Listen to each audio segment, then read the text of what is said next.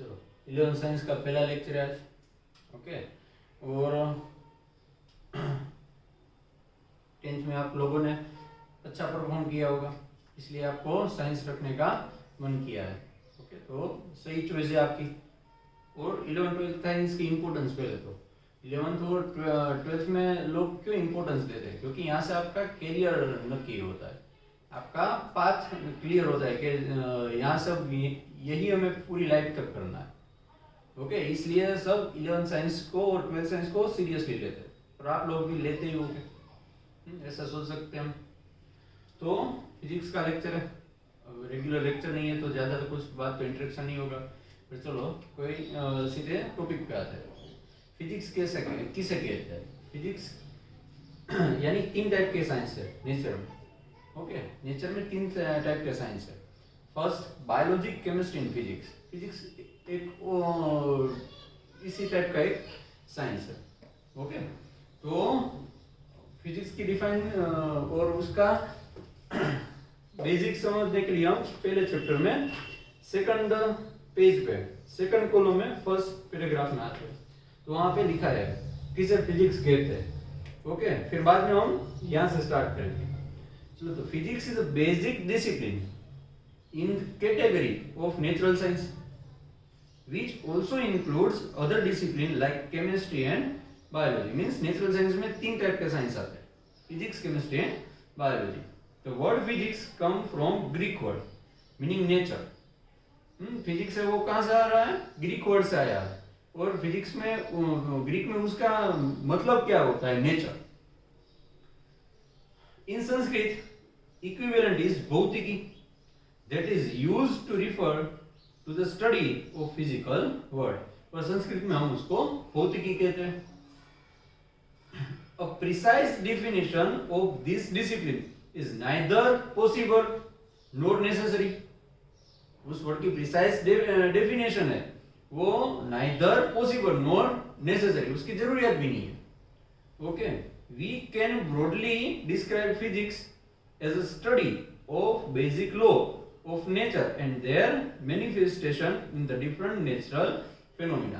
अब यहाँ इतना पढ़ूंगा तो आपको फिजिक्स हार्ड लगने लगेगा, पर नेचुरली इतना हार्ड नहीं है। ये तो स्टार्टिंग का पहला थियरी लेक्चर है, 2 या 3 थियरी लेक्चर हो गए, फिर बाद में प्योरली प्रैक्टिकल हम देख सके वैसा सब्जेक्ट है। ओके, पर स्टार्ट होती फिजिक्स से ही करना पड़ेगा, क्योंकि आप फिजिक्स का पहला लेक्चर हो, फिजिक्स क्या है आपको बताना भी पड़ेगा। ओके, इसलिए अब हम यहाँ से स्टार्ट कर रहे हैं। आपको ये बोरिंग लग रहा होगा स्टार्टिंग का, पर स्टार्टिंग का थोड़ा सा बोरिंग है, 2 या 3 लेक्चर, बाद में तो आप देख सकेंगे, फील कर सकेंगे। ओके, वैसा प्रैक्टिकल है, फुल्ली प्रैक्टिकल सब्जेक्ट मिलेगा तो फिजिक्स ही होगा। ये पहले लेक्चर में थोड़ा सा रह गया, उसने भी टेक्स्ट बुक में भी बोला ना कि उसकी डेफिनेशन की जरूरत भी नहीं है और प्रिसाइज डेफिनेशन पॉसिबल भी नहीं है, फिर भी हम ट्राई करते हैं फिजिक्स को डिफाइन करने की। तो फिजिक्स को डिफाइन इस तरह से करने की ट्राई करते हैं। Science that deal with the structure of matters and the interactions between the fundamental constituents of the observable universe। यानी हम क्या क्या पढ़ेंगे, बहुत डिफिकल्ट लिखा है, पर हम समझ सकते हैं। ग्रेविटेशनल फोर्स को पढ़ा है हमने 9th में, फिर इलेक्ट्रिक कूलम्बियन फोर्स को पढ़ेंगे हम, फिर एटॉमिक फिजिक्स को पढ़ेंगे। और आप मुझे देख रहे हैं वो भी एक फिजिकल फिजिक्स ही है, उसके पीछे भी फिजिक्स है। मैं कैमरा में दिख रहा हूँ किस तरह से, मेरे पे लाइट आ रही है, लाइट रिफ्लेक्ट हो रही है, वो लाइट कैमरा पे जा रही है। ओके, कैमरा उसको स्टोर कर रहा है, अब मैं उसको यूट्यूब में डालूंगा तो वो क्या है? एक टाइप का फिजिक्स है ना। ओके, तो ये फिजिक्स के हिसाब से ही हो रहा है, और फिजिक्स से इसलिए ये सब पॉसिबल भी है। ओके, यानी हम आगे आगे 2 ईयर तक यही करना है, फिजिक्स ही हमें पढ़ना है। चलो, तो आगे आते हैं मेजरमेंट। मेजरमेंट किसे कहते हैं? तो मेजर ये भी कंटिन्यूअस प्रोसेस है, छोटे से तब से हम मेजर कर रहे हैं। तो ओके, हर बार मेजर कर रहे हैं, यानी टेम्परेचर मेजर करते हैं। पहली जनरल फिनोमिना टेम्परेचर को मेजर करते हैं। आज 45 डिग्री सेल्सियस था, 21 डिग्री सेल्सियस था। ओके, एक टाइप का मेजरमेंट है। फिर मम्मी बोलेगी कि जाओ पास की दुकान से 1 kg आलू लेके आओ, तो वो भी एक टाइप का मेजरमेंट हुआ। ओके, फिर बाद में हम बोलेंगे तो हाँ कितनी स्पीड से हम गाड़ी चला रहे हैं, छोटे बच्चों को होते हैं वो बहुत उसमें मेजर करते हैं कि ये 30 की स्पीड के चलाता है, ये 40 की स्पीड से चलाता है। ओके, तो वो भी एक टाइप का मेजरमेंट ही है। मेजरमेंट इज नेसेसरी, हम समझ सकते हैं, उसको भी हम इजीली समझ सकते हैं, उसकी नीड भी हमें पता है। ओके, तभी हमें पता चलेगा ना, मेजर कर रहे हैं इसलिए हमें पता चल रहा है कि भाई उसकी स्पीड ज्यादा है, आज ज्यादा टेम्परेचर है।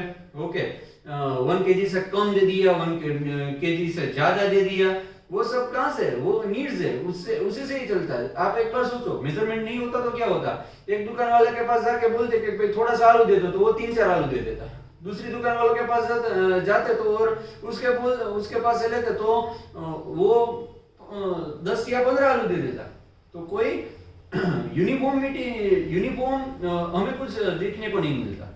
ओके, इसलिए नीड्स ऑफ मेजरमेंट, तो measurement is a need for a systematic study of a different phenomena. अलग अलग फेनोमेना ही है ना उसका, यानी टेम्परेचर बढ़ना, टेम्परेचर घटना, वो सब फेनोमेना है, उसका सिस्टमैटिक स्टडी करने के लिए हमें किसकी जरूरत पड़ती है, मेजरमेंट की जरूरत पड़ती है।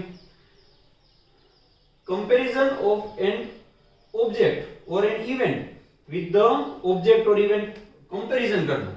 अभी हमने कंपैरिजन की नहीं, 1 kg आज जो मेजरमेंट नहीं होता तो किसके लिए, कोई दुकानदार के लिए कम होते तो कोई दुकानदार के लिए ज्यादा होते। ओके, तो वो कंपैरिजन करना।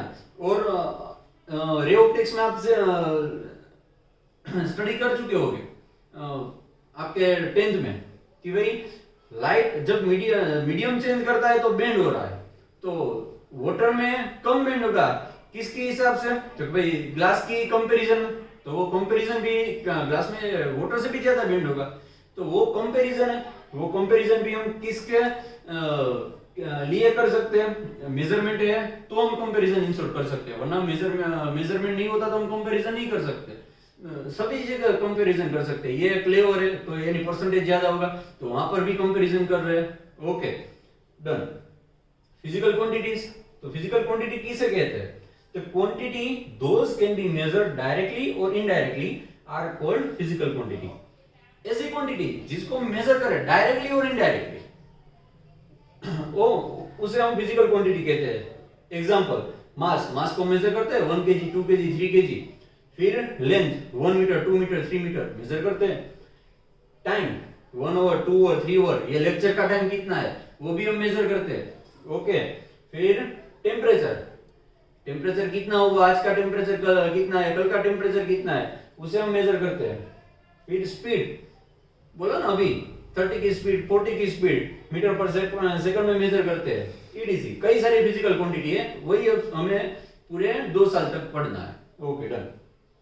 अब every physical quantity has a magnitude which has 2 parts, first numerical value and unit. अब कोई भी फिजिकल क्वांटिटी होगा उसमें मैग्नीट्यूड होगा, वो मैग्नीट्यूड यानी क्या है, तो हमने बोला ना 30 मीटर पर सेकंड, जो 30 वाला नंबर है, नंबर को हम मैग्नीट्यूड बोलेंगे, और मीटर पर सेकंड है उसे हम क्या बोलेंगे, यूनिट। यानी मास की बात करते हैं 2 kg आलू। ओके, तो 2 kg, इसमें 2 है वो क्या है, मैग्नीट्यूड है, और केजी है वो यूनिट है। ओके, और उसमें ग्राम ही यूनिट है, किलो क्या है तो वो यूनिट का प्रीफिक्स है। जैसे डॉक्टर लिखा जाता है, हम सब अच्छी मेहनत करेंगे तो आप में से डॉक्टर भी निकलेंगे। फिर ईआर, नाम के पीछे ईआर लिखते हैं तो क्या होता है, इंजीनियर। इसी तरह हिसाब से ये किलो है वो भी क्या है, प्रीफिक्स है। तो कैसे हमें पता, हम रेगुलरली यूज करते हैं। हमने क्या कर दिया है, 1 किलो आलू ही बोलते हैं, 1 किलो केजी आलू तो बोलते ही नहीं है, किलोग्राम। हम ग्राम को तो खा ही चुके, हम किलो आलू बोलते हैं, पर किलोमीटर भी बोलते हैं ना, तो मीटर में भी किलो आया कि नहीं आया। तो किलो का मीनिंग क्या हुआ, 10⁻³ यानी 1000। जब छोटा बच्चा होगा उसको भी पता है किलो मींस वहां पे 1000 ग्राम आएगा, 1000 ग्राम से कम आएगा तो आप बोलते हैं ना डालो इसमें। ओके, 950 हुआ तो आप क्या बोलेंगे, 50 ग्राम अभी कम है, यानी किलो का मतलब क्या हुआ, 1000 हुआ। ओके, यानी वो प्रीफिक्स है, किसका प्रीफिक्स है, यूनिट का प्रीफिक्स। जो यूनिट है ग्राम, उसका प्रीफिक्स है। तो ग्राम छोटा यूनिट था तो हम बड़ा यूनिट यूज कर रहे हैं, इसलिए किलोग्राम हम बोल रहे हैं। तो ये भी खत्म हो गए। अब 2 टाइप की क्वांटिटीज होगी फिजिकल क्वांटिटीज में। कितनी टाइप की क्वांटिटी होगी, तो 2 टाइप की क्वांटिटी होगी, fundamental quantities. which are independent of the other physical quantities. Example mass. Okay वो इंडिपेंडेंट है, टाइम इंडिपेंडेंट है क्या? नहीं है। टाइम किस पे डिपेंड करता है? हम टाइम पे डिपेंड करते हैं, टाइम थोड़ी किसी पे डिपेंड करेगा।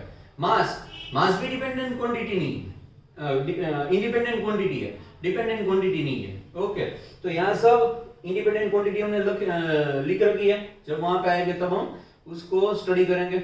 Okay done.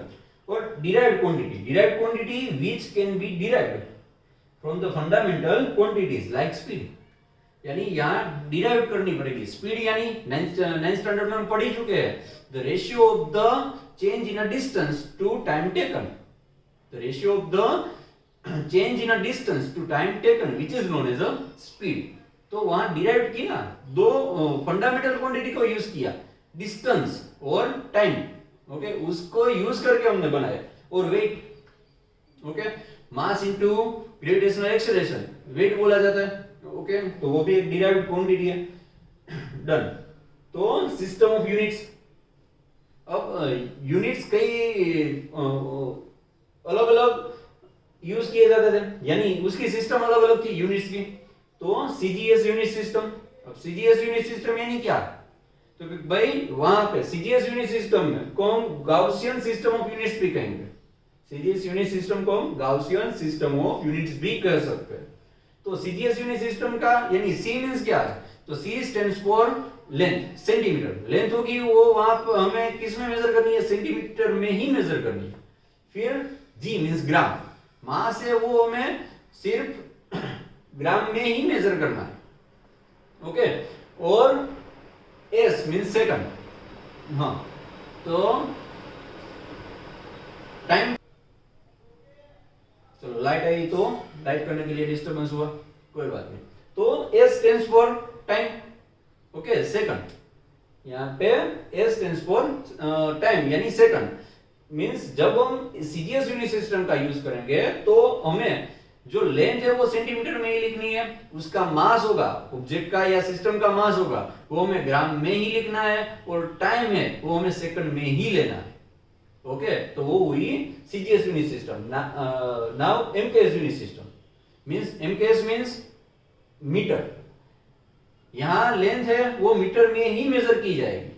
फिर के मींस किलोग्राम, के मींस किलोग्राम। यहां मास है वो किलोग्राम में ही मेजर किया जाएगा, और टाइम फिर सेकंड में ही मेजर होगा। सो उसको हमने बोल दिया एमकेएस यूनिट सिस्टम, और उसका दूसरा नाम है Giorgi system of units. Okay third FPS unit system, foot, यानी फुट में भी मेजर करते हैं ना हम, 1 फुट 2 फुट। जब हम प्लास्टर करवाना होता है, कलर करवाना होता है, तो वो लोग फुट में कैलकुलेशन करेंगे। टाइल्स लेने के लिए जाएंगे तो वो फुट में कैलकुलेशन करते हैं। ओके तो वहां फुट वो भी एक लेंथ का मेजर करने का यूनिट है, तो फुट बोलते हैं उसे। पाउंड, पाउंड यानी WWF देखा ही होगा। ओके आपने नहीं देखा होगा तो आपका भाई देख रहा होगा। तो वहां पे जो मास है वो वेट है वो किस में बोलते हैं? पाउंड में बोलते हैं। ओके तो वो पाउंड। और S for time and S means second also. Okay यहाँ फुट में लेंथ किस में मेजर करनी है? फुट में करनी है। मास किस में मेजर करना है? पाउंड में मेजर करना है। और टाइम किस में मेजर करना है? सेकंड में मेजर, सेकंड में ही मेजर करना है। नाउ ये 3 सिस्टम हो गई। फिर क्या हुआ? कोई एक कंट्री को एक सिस्टम यूज कर रही होगी, वहां कुछ रिसर्च हुआ, दूसरी कंट्री को देखना है तो दिक्कत होगी। तो 1971 में एक मीटिंग हुई, बड़ी सी मीटिंग। ओके उसमें तय किया गया कि हम एक ही यूनिट सिस्टम यूज करेंगे पूरे वर्ल्ड में। सो हमें कन्वर्जन नहीं करना पड़े, वरना क्या करना पड़ता था? हर बार कन्वर्जन करना पड़ता था। तो वो कन्वर्जन ना करना पड़े इसलिए 1971 में वो कॉन्फ्रेंस हुई, और कॉन्फ्रेंस में वो डिसीजन लिया गया, और उसको नाम दे दिया गया system international, SI unit system. Okay तो एसआई यूनिट सिस्टम में फंडामेंटल क्वांटिटीज को तय किया गया। तो वो क्वांटिटीज कौन है? लेंथ, उसका यूनिट कौन सा तय किया? मीटर ही तय किया। और उसका सिंबल क्या है? मीटर का एम ही है, small M. Okay done. Mass, mass का यूनिट किलोग्राम लेंगे, और सिंबल क्या रहेगा? केजी। टाइम, टाइम का यूनिट कौन सा होगा? सेकंड, और उसका सिंबल क्या रहेगा? एस। फिर इलेक्ट्रिक करंट, तो इलेक्ट्रिक करंट का यूनिट क्या रहेगा? एम्पियर, और सिंबल क्या रहेगा? ए, कैपिटल है। क्यों कैपिटल है? क्योंकि साइंटिस्ट का नाम है, जब यहाँ पे लिखा जाएगा तो एम्पियर का ये स्मॉल रहेगा, पर जब सिर्फ एम्पियर का सिंबल लिखेंगे तो कैपिटल ए आएगा। वो हमने पढ़ चुका है न्यूटन वाला, न्यूटन सेकंड लॉ जब पढ़ा था तो F इक्वल टू एम में न्यूटन लिखते थे तो कैपिटल N लिखते थे, और न्यूटन पूरा लिखते थे तो N स्मॉल करते थे। तो हम लोग 9th स्टैंडर्ड में पढ़ चुके हैं। चलो टेम्परेचर, तो टेम्परेचर यानी उसका यूनिट हमने लिया केल्विन, और वो भी एक साइंटिस्ट का ही नाम है। ओके, तो सिंबल आ गया कैपिटल क्या, मे बी मेरा नाम का भी यूनिट है, वो आप कर सकते हो, अब हम तो नहीं कर सकते। चलो अमाउंट ऑफ सब्सटेंस, तो ये क्या है अमाउंट ऑफ सब्सटेंस, यानी हम बोलते हैं डजन बनानास। ओके, तो 12 होता है, डजन का मतलब क्या होता है, 12 होता है।